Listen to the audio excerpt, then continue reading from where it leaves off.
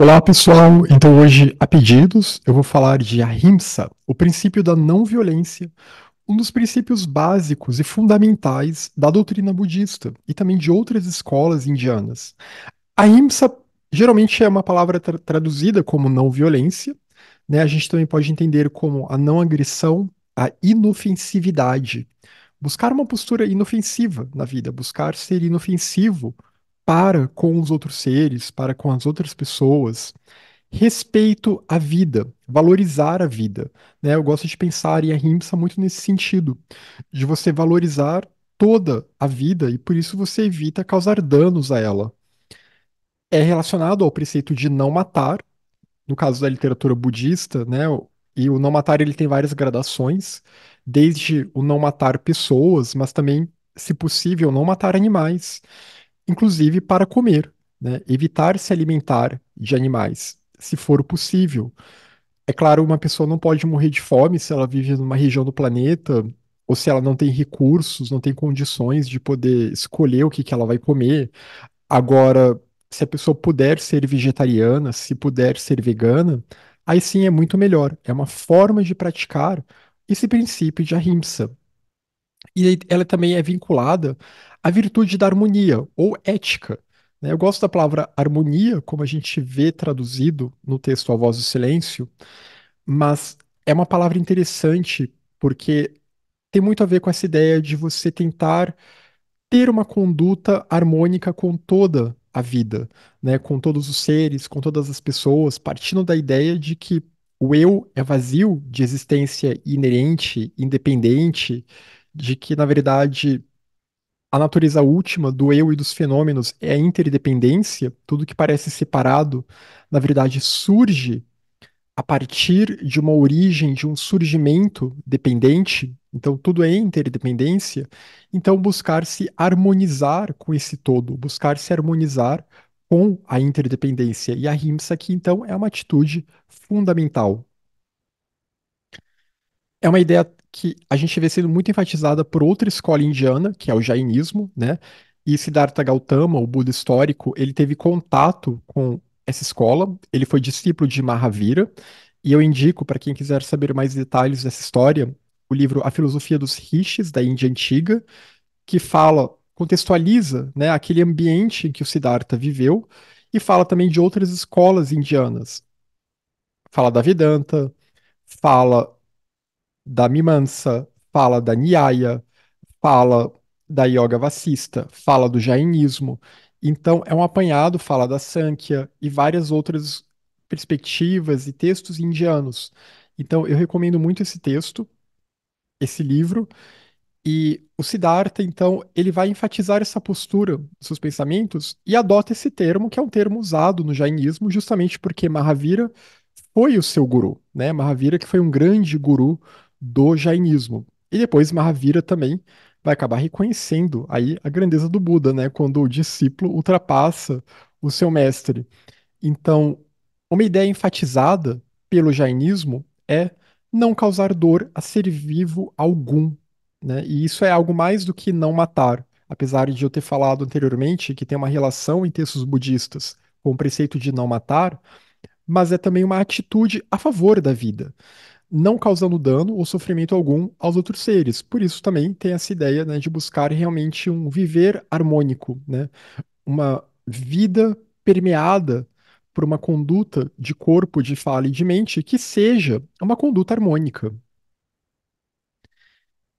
Então, a rimsa é não causar danos, não causar sofrimento, buscar causar o dano mínimo, pensando que o caminho budista ele é muito um caminho de redução de danos, né, de buscar evitar causar sofrimento quando for possível e a gente sempre causa algum tipo de dano.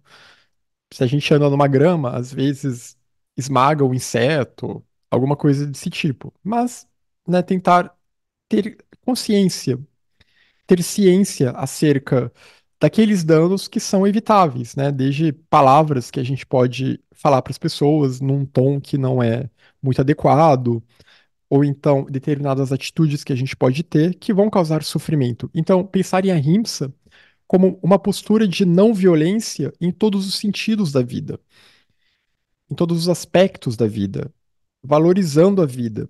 Inclusive, claro, como eu tinha dito, a vida não humana.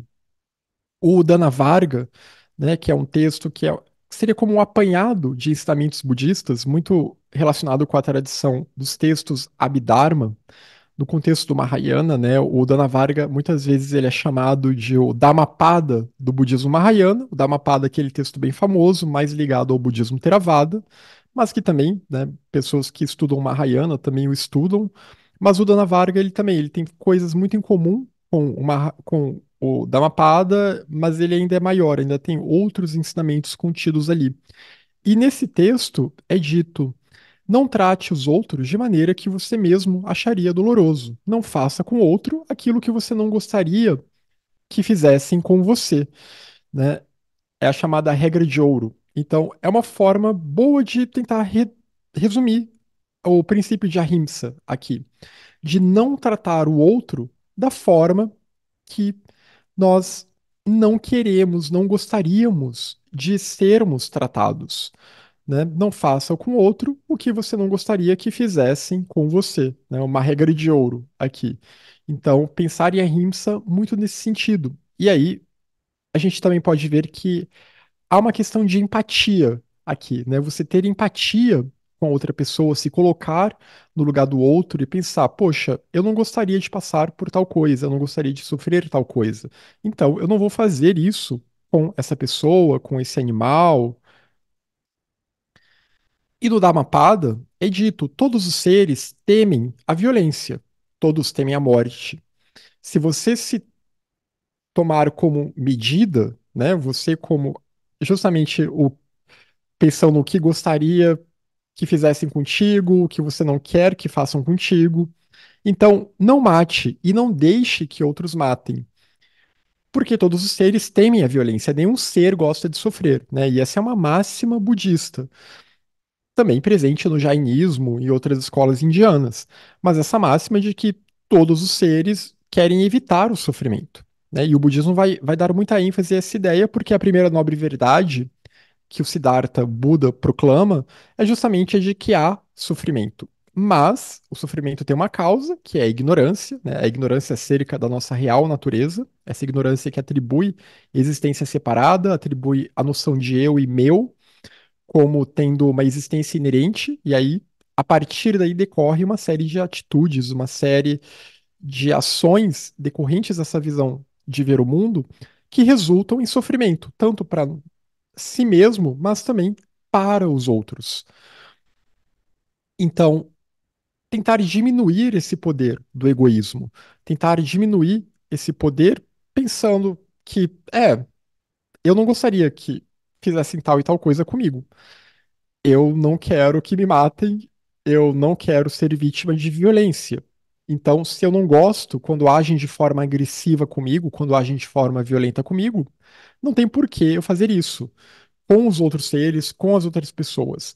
Todos os seres temem a violência, todos os seres amam a vida. Não reflita sobre os erros dos outros, sobre as ações, erros, mas sim olhe para o que você mesmo fez e deixou de fazer. Então, não pensar em, eu vou retribuir de uma forma agressiva aquela pessoa que teve aquela ação agressiva comigo. Eu vou retribuir de forma violenta aquela pessoa que em algum momento da minha vida, da minha história, agiu de forma violenta comigo. Não. Foque-se em si próprio, né? E pense o que você mesmo fez e o que deixou de fazer. E tente não fazer igual ao que fizeram contigo, né? E esse é a grande questão aqui, né? Não ficar re- reprisando situações, alimentando ciclos de violência. Então, foque-se em si próprio e pense, né? Mas como que eu posso fazer diferente? Como que eu posso ser alguém que valoriza a vida? Como eu posso ser alguém que não vai causar tantos danos às pessoas ao meu redor, às pessoas com quem eu trabalho, convivo, pessoas da família, amigos, colegas, as pessoas com quem a gente interage no cotidiano, no trânsito, etc. Mas também, né, os animais, o planeta como um todo, né? Toda essa destruição que o ser humano provoca no planeta, isso é uma grande falta de ahimsa, né? É uma grande falta de valorização da vida. E a gente vê como que há uma repercussão kármica em relação a isso, né? Porque essa destruição acaba causando danos ao ser humano também. O Sutra de Vimalakirti vai dizer: eu adoeci, pois os seres sencientes estão sofrendo. Então, relacionar isso com a ideia de ahimsa.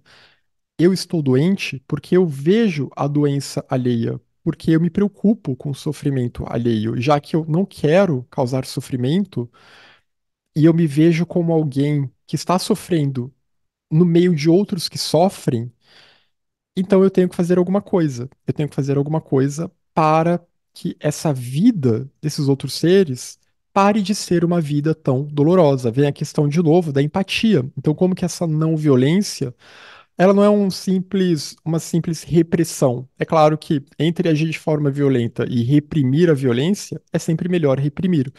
Mas mais do que isso, ela vem de uma compreensão empática mesmo, pensando que o samsara, esse estado, essa prisão em que nós estamos, ela é uma doença, né? Esse modo de existir, ele é uma doença. E o Dharma é a suprema medicina, é o supremo antídoto para essa doença que é uma doença existencial, né? Mas é uma doença que tem a possibilidade de cessar, como dizem as quatro nobres verdades, né? A terceira nobre verdade é a verdade da cessação.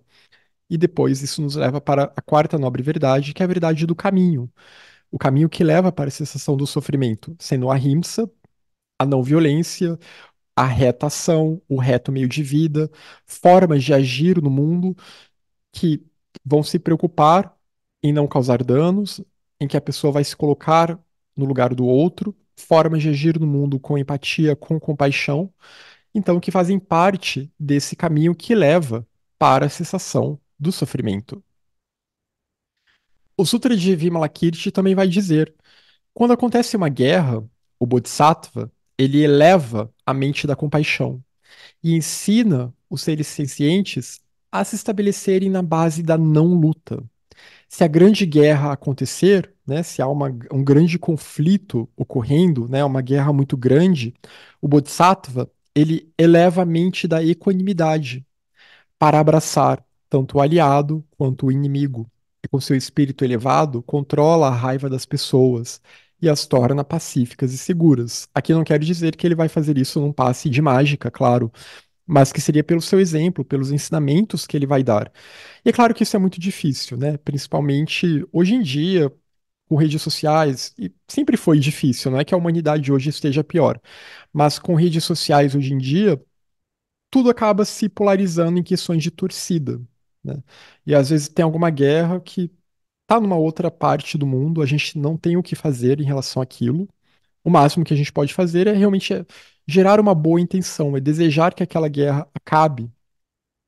Mas as pessoas acabam entrando em torcidas, de um lado para o outro, né, e desumanizando o inimigo, né, quem elas consideram que é o pior dos lados.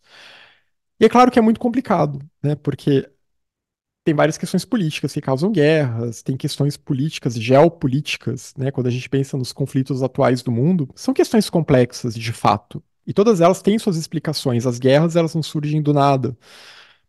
E todas elas têm questões complexas por trás, econômicas, políticas, muitas vezes étnicas, questões religiosas, etc.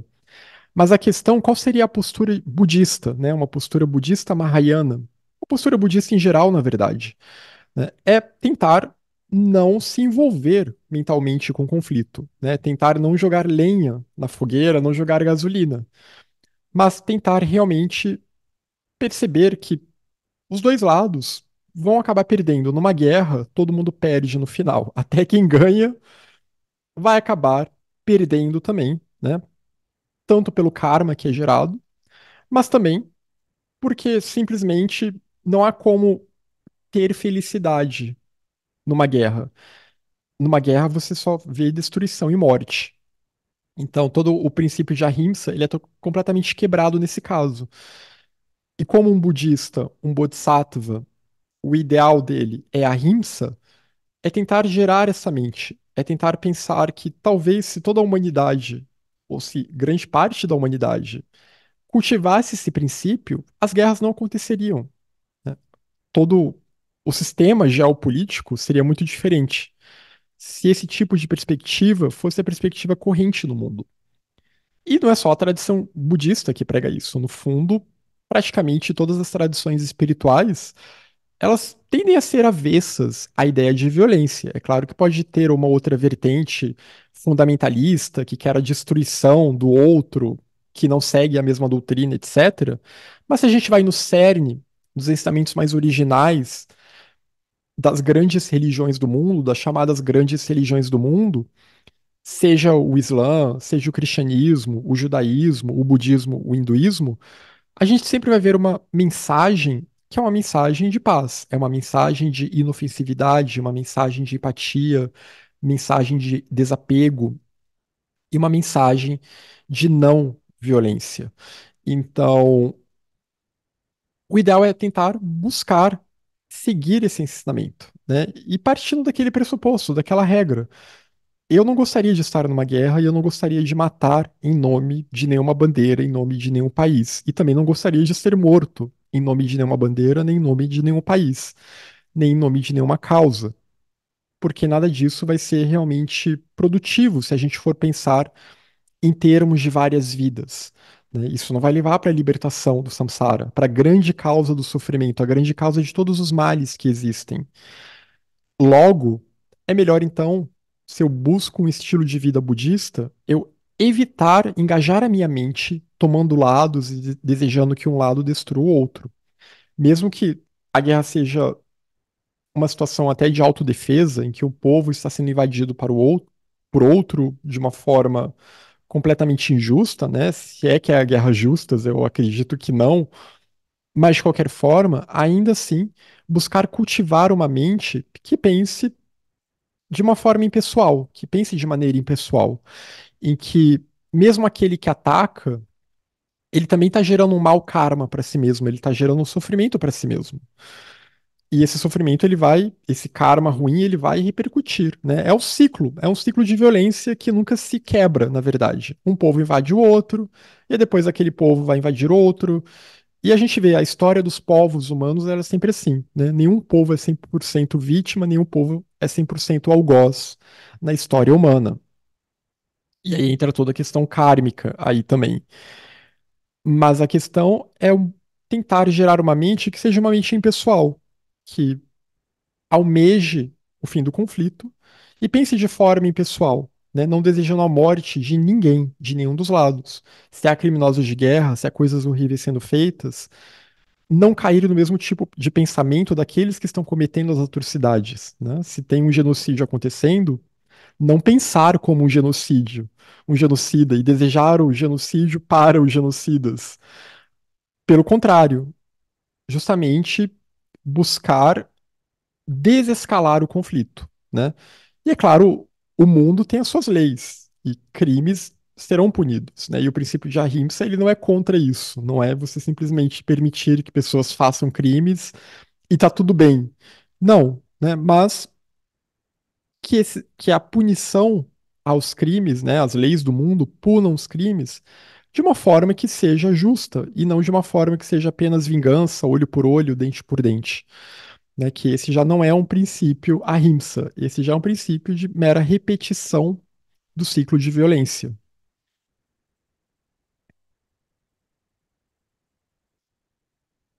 O rei Ashoka, nos seus éditos, né, o rei Ashoka, muito conhecido na história budista como aquele rei que vai ter um importante papel em propagar o budismo por toda a Ásia e talvez até mesmo para além da Ásia, né, chegando realmente a regiões do Mediterrâneo. No seu édito quarto, ele era dito, né, nesses éditos publicados do rei Ashoka, é dito que a inculcação da verdade pelo rei Ashoka aumentou, além de qualquer coisa observada, em muitas centenas de anos, a abstenção de matar animais e desde a crueldade com seres vivos, a gentileza nas relações humanas e familiares. o respeito pelos sacerdotes e as setas, e obediência à mãe, ao pai, aos mais velhos. Aqui, obediência, a gente pode pensar como respeito, né? É claro que nessas sociedades mais antigas, tradicionais, a obediência, ela era realmente uma questão mais bem de uma hierarquia bem formulada, né? Quem está numa posição obedece dentro da família e não tem muito poder para dizer não. É claro que os tempos mudaram, mas a questão é ver como que essa ideia da não violência, ela está presente aqui, né? Essa ideia de ahimsa, ela está presente nesse édito, justamente para tentar evitar e evitar essa crueldade com os seres vivos, né? Inclusive a abstenção de matar animais. É claro que o édito pode ser um pouquinho exagerado, não sei se de repente todo o reino, todo o domínio do Império de Ashoka ficou tão virtuoso assim, né? A Índia sempre teve as suas regiões vegetarianas, outras não. Então, algumas regiões da Índia, realmente ao longo da história, não havia praticamente assassinato de animais para o consumo, mas de qualquer forma, a gente vê como que esse princípio, houve uma tentativa, né, de adotar esse princípio de ahimsa num determinado momento da história. E a gente pode pensar também como que muitas das conquistas do século XX, que foi um século de muitas atrocidades, né? Teve Holocausto, teve bomba atômica, teve muitas coisas ruins acontecendo, duas grandes guerras mundiais, mas que também, devido, inclusive, a essas atrocidades, houve uma preocupação de tentar reunir os países, né? De tentar formar um mínimo de acordos, né, entre países para que não houvesse tantas guerras, para que se tentasse evitar a violência. É claro que é um sistema muito falho, porque é um sistema que é um sistema humano, é um sistema mundano, é um sistema materialista, né? Não é um sistema que visa uma despertar uma natureza espiritual, que visa algum tipo de transcendência, que considera as quatro nobres verdades, ou que, né, considera alguma outra algum outro ensinamento espiritual que poderia, digamos, dar um pouquinho mais de vida, mas ainda assim é um avanço da humanidade. A gente pensar que hoje há uma certa preocupação com direitos universais, com a dignidade universal do ser humano, com direitos de homens e mulheres, direitos das pessoas poderem viver a vida sem sofrerem algum tipo de violência, seja por causa da sua cor de pele, do seu gênero, orientação sexual, ou devido a alguma outra característica física, devido à idade.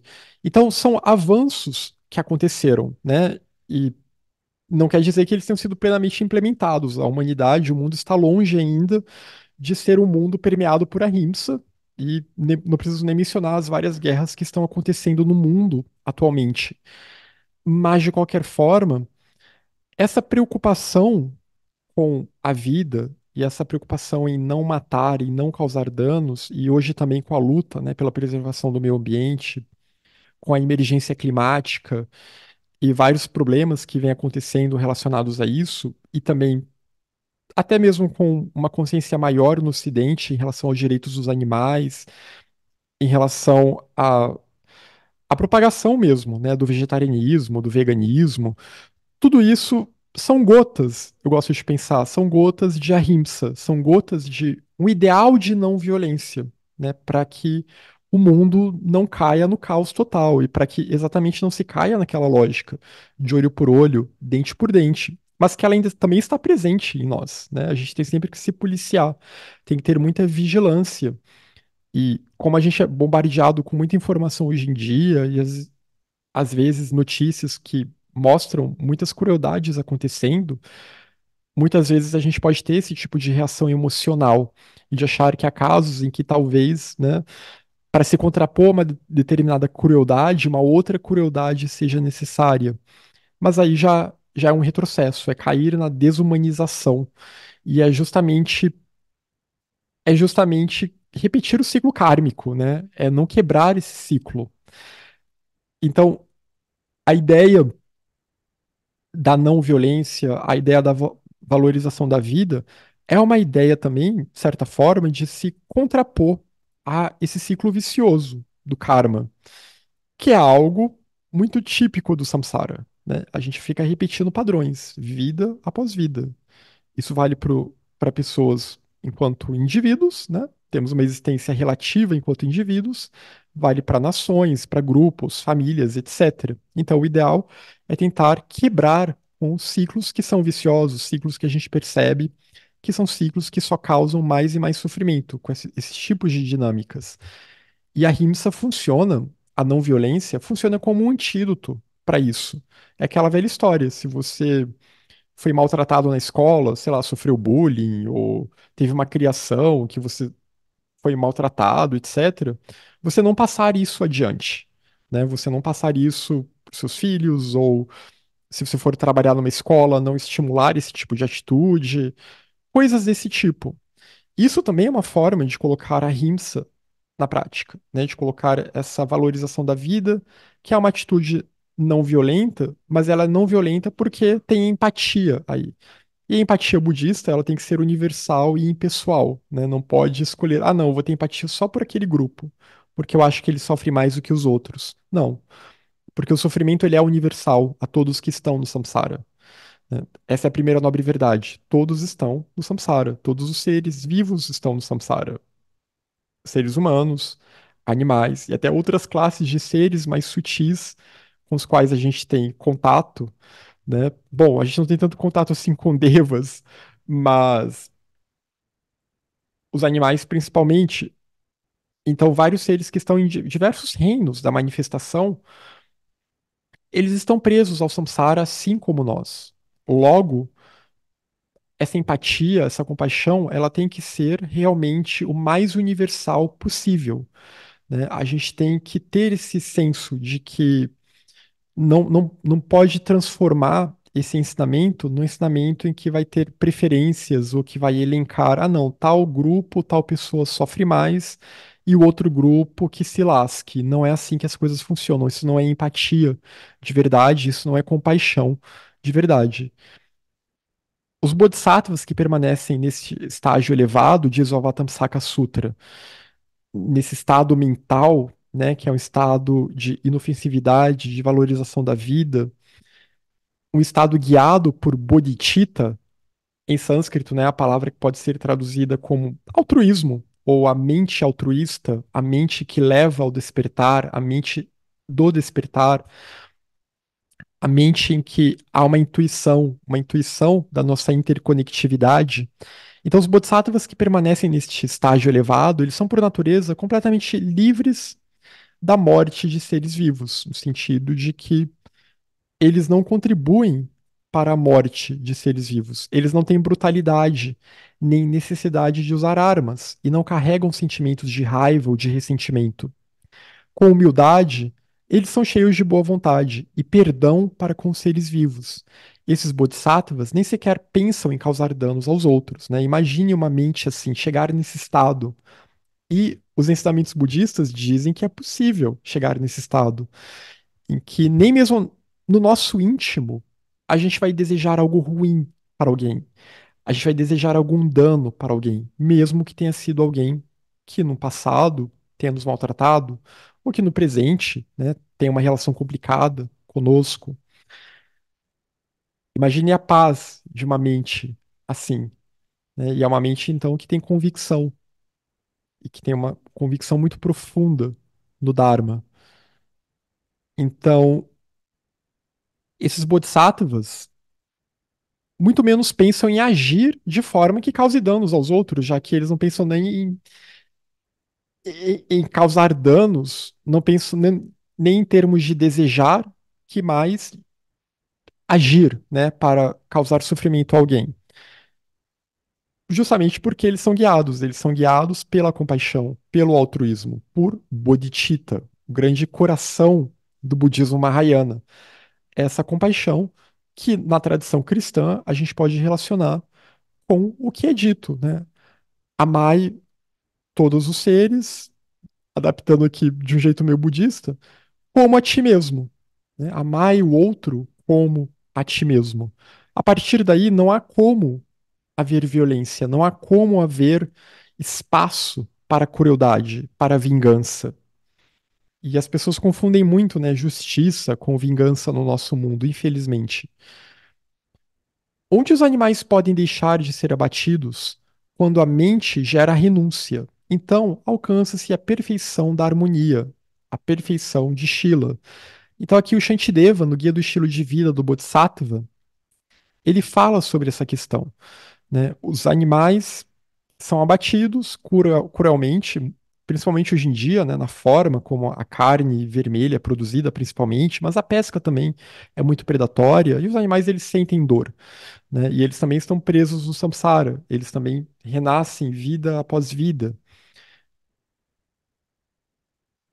Quando a mente gera renúncia, quando a mente se desapega desse desejo por usar animais como seus objetos, desse desejo de se alimentar da carne de animais desnecessariamente, então há uma harmonia aqui, né? E a gente vai ver em vários textos indianos que vão reforçar essa importância, né, de se abster do consumo de carne por uma questão de compaixão, por uma questão de empatia para com esses seres menores que nós, que sofrem também, para que a gente não contribua para o sofrimento desses seres. Então, Shila, novamente, a harmonia, né, essa virtude da harmonia ou ética, como muitas vezes é traduzido também, às vezes também erroneamente traduzido como moralidade, porque moralidade é uma questão de hábito, de costume, né? E aqui não, aqui é uma convicção que vem do coração, uma convicção que vem da mente-coração, uma convicção que vem justamente de bodhicitta, vem do altruísmo. Então, quando a mente gera essa renúncia, ela alcança essa harmonia. A gente vê a ligação aqui de ahimsa, da não violência, com a renúncia, né, que é outro importante aspecto do ensinamento budista, né, um outro importante tópico do ensinamento budista, que é a renúncia ou desapego. Né? As duas palavras são usadas de formas intercambiáveis, muitas vezes. E então, se desapegar do eu, principalmente, né? De tudo aquilo que nos prende a, aos desejos que causam danos aos outros. Inclusive o desejo de retribuir atitudes que consideramos injustas e que podem ter sido injustas mesmo, né? Mas que a gente tenta retribuir de uma forma também inadequada. Mas tentar reagir, e aqui não está sendo dito que a pessoa tem que aceitar a violência passivamente, que ela não tem o direito à autodefesa. É claro que tem. Mas essa autodefesa, ela tem que ser proporcional, no sentido de que ela não pode ser aquela coisa desproporcional que vira uma vingança. Ela tem que ser no sentido de que ela vai tentar desescalar o conflito. E claro, o mundo tem as suas leis, né? Se a pessoa está sendo vítima de algum crime, alguma coisa assim, ela tem que ir atrás da justiça e tudo mais, seguir os trâmites legais, mas tentando gerar na mente dela a atitude de que ela deseja que aquela pessoa que lhe fez mal possa se corrigir com o tempo, que aquela pessoa possa melhorar com o tempo, né? Ter essa convicção de que talvez essas pessoas não estejam 100% perdidas porque elas nos causaram mal, mesmo que a gente tenha que se afastar delas. Também a ideia não é ficar convivendo com quem causa muito sofrimento. Mesmo que você tente mudar a sua atitude, a outra pessoa não muda, tá tudo bem se afastar. E é melhor se afastar do que justamente ficar alimentando o conflito, né? Também é algo que a gente vê em textos budistas, né? Se preciso, se afaste, dá um tempo. Às vezes podem se reencontrar no futuro e a relação melhora, né? Ou às vezes esse se afastar nem precisa ser um cortar contato total, mas diminui a convivência e aí com o tempo as coisas vão melhorando, começa a haver acordo entre as pessoas. Então, cada situação também tem que ser analisada. O budismo ele é muito pragmático. Cada situação tem que ser analisada como casos em particular, mas sempre tendo esse princípio da não agressão, da não violência como um princípio norteador para as nossas relações, os diferentes tipos de relações que a gente tem com as pessoas. E aqui algumas referências, então, que eu usei para esse vídeo.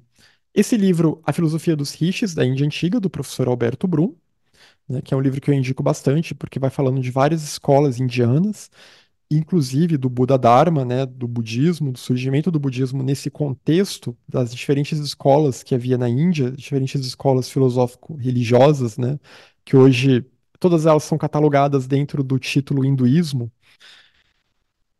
Também eu achei um artigo interessante, muitas dessas passagens, né, eu tirei, essas referências, elas já estavam nesse artigo aqui, desse estudioso acadêmico, o Nakagaki, né, que eles têm um artigo, A Prática de Ahimsa no Budismo, e que aí ele elencou passagens de textos e sutras, né, e algumas das passagens que eu usei aqui, grande parte vieram desse artigo. E também o livro do Shantideva, o Guia do Estilo de Vida do Bodhisattva, né, que bate muito nessa tecla, embora a gente nem veja exatamente a palavra ahimsa ali, mas nos capítulos que vão falar da importância da harmonia, da importância da plena atenção, da paciência também, né? A paciência é uma outra virtude importante para que a gente consiga realmente colocar em prática essa não violência. É uma virtude norteadora também, para que a gente consiga não se deixar levar pela raiva, porque é a aversão, o medo, a raiva que nos levam a ter atitudes violentas. Então, eu fiz esse vídeo até um pouco em resposta, foi uma sugestão que pediram, né? E é um princípio, é um dos princípios fundamentais do budismo. E até me perguntaram se haveria casos em que seria justificado usar a violência com uma forma até para você se afastar de situações violentas, né? Como eu falei, é sempre uma questão complicada e a gente tem que analisar cada caso e depende de como vai ser essa reação, essa autodefesa. Por exemplo, as artes marciais, elas surgem no contexto budista para defender monastérios, né? As origens do Kung Fu na China, se eu não me engano, tem muito a ver com isso. Tanto em monastérios masculinos quanto femininos, eles tinham que aprender a lutar. Claro, tinha uma questão também de fazer exercício físico, ficar mais saudável, mas principalmente de poder defender os monastérios de saqueadores. Então era necessário aprender essa arte, né? Você aprende o ataque, mas não para sair atacando os outros de graça, mas se necessário para ter essa autodefesa. A questão das guerras era sempre muito complicada. Nós, se buscamos o estilo de vida budista, não podemos ficar torcendo para lados e desejar a morte de ninguém. Mas é claro, né, o ideal é que haja sempre uma solução diplomática, uma negociação. Mas é claro, se uma guerra ocorre e você está num país, seu país é invadido, é natural, né, que você queira defender o seu país. É natural que você vai tentar defender a sua casa. Então, é um caso que muitas vezes se torna inevitável, né, é karmicamente inevitável. E é por isso que a grande solução budista para tudo é buscar a libertação do samsara, porque enquanto a gente estiver nesse ciclo de sofrimento, tanta coisa ruim pode acontecer a nós, né? Tanta coisa ruim pode acontecer a nós, ao nosso país, ou aonde a gente mora, nessa vida, ou nas próximas vidas, seja lá onde a gente for morar nas próximas vidas, em qual país a gente vai renascer, etc. Isso não importa. Mas o fato é que ficar à mercê, deixar que o karma nos empurre para situações, é sempre perigoso, porque nós temos as nossas perturbações, cometemos uma série de ações não virtuosas no passado, e também as pessoas ao nosso redor, né? O karma ele é individual, mas também tem uma dimensão coletiva, a humanidade toda afligida, o planeta todo afligido por esse karma da humanidade. Então é sempre complicado esperar que nessa forma de humanidade que existe hoje, digamos, essa configuração existencial cognitiva, não haverá paz mundial. Infelizmente, as guerras continuarão a ser uma realidade humana, infelizmente. Mas a questão é que se a gente buscar um outro modo de vida, e não dá para se libertar do samsara subitamente, nem numa única vida, o caminho ele é gradual. Mas se a gente buscar se aproximar desse ensinamento, buscar um outro entendimento, um outro modo de entender a vida e um modo guiado pela não violência, isso já ajuda bastante o mundo, né? Isso já ajuda bastante justamente porque estamos todos interconectados. Então, isso já vai aliviar um pouquinho que seja, como um trabalho de formiguinha mesmo, né? Toda a, a mentalidade de violência que está instalada nas mentes humanas. Então, o ideal é realmente se aproximar do Dharma, se aproximar desse tipo de prática, né? Do ponto de vista budista. O ideal é realmente é buscar colocar em prática essa valorização da vida e buscar essa harmonia. Porque buscando essa harmonia, a gente está se direcionando para a paz, né? E o que que é a paz? A paz real é o nirvana. Essa é a paz real.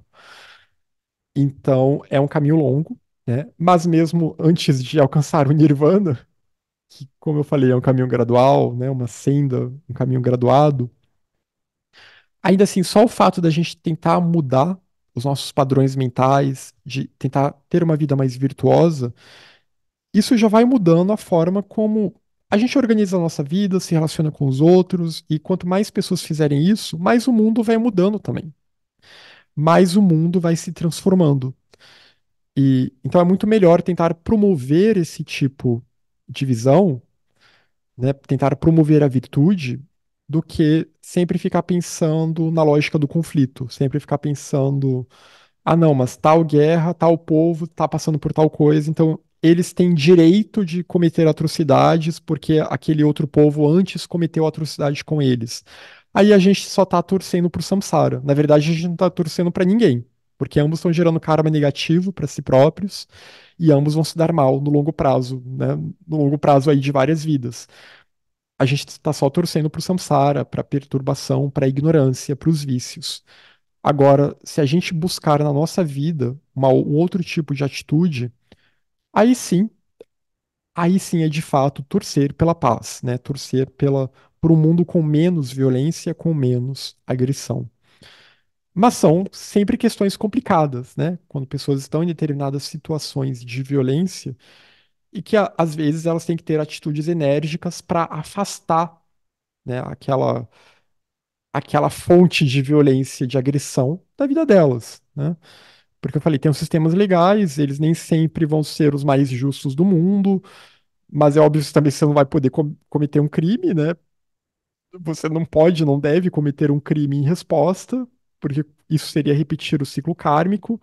Então tem que avaliar como reagir à violência de uma forma não violenta, como praticar essa autodefesa, mas sem aquela intenção vingativa, mas realmente com uma intenção apenas de autodefesa e, se possível, tentar se afastar, né, de situações que são situações em que você percebe que há muita agressão, que há violência, que há abuso, etc. Né? Você realmente não permitir que essas coisas entrem na sua vida. E se tiver pessoas assim na sua vida, você se afasta delas, né? Se não for possível, por meio do diálogo, se não for possível melhorar as coisas, e, é claro, se for um caso que já beira caso de polícia, aí chama a polícia, né? Busca os métodos legais para se proteger. Mas, mas são questões complicadas e que têm a ver, no final das contas, com as perturbações nas mentes humanas, né? Tem tudo a ver com o fato de estarmos nessa prisão, que é o samsara.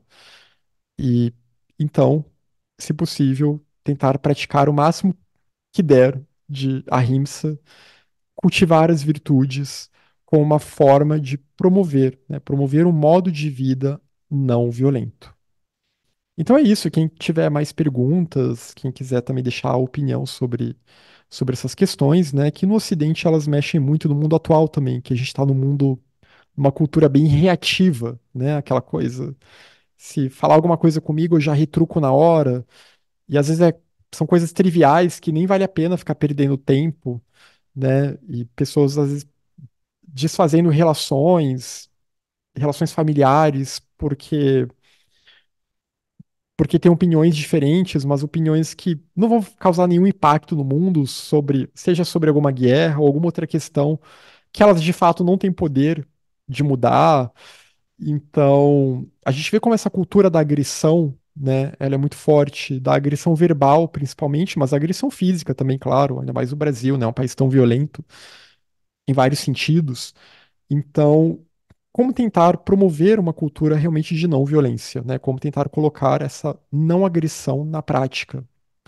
E isso é sempre um desafio, porque isso, além de ter que se manifestar em ações, principalmente tem que estar bem inculcado na nossa mente, né? Para que haja essa harmonia.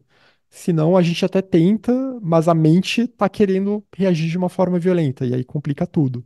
Então, são questões complicadas, mas é a base, né? Uma das bases, um dos fundamentos da doutrina budista é justamente buscar não alimentar ciclos de violência, buscar quebrar com esses ciclos de violência por meio de ahimsa, por meio da não violência, por meio da valorização da vida, por meio da não agressão, e isso inclui o cultivo da paciência, o cultivo da generosidade, o cultivo da compaixão, da empatia, da equanimidade, buscando seguir, e da sabedoria, do discernimento, claro, né, para também a gente não se achar que a gente é a única vítima do mundo, ou que todo mundo é tóxico, menos a gente, como hoje em dia está muito na moda, né?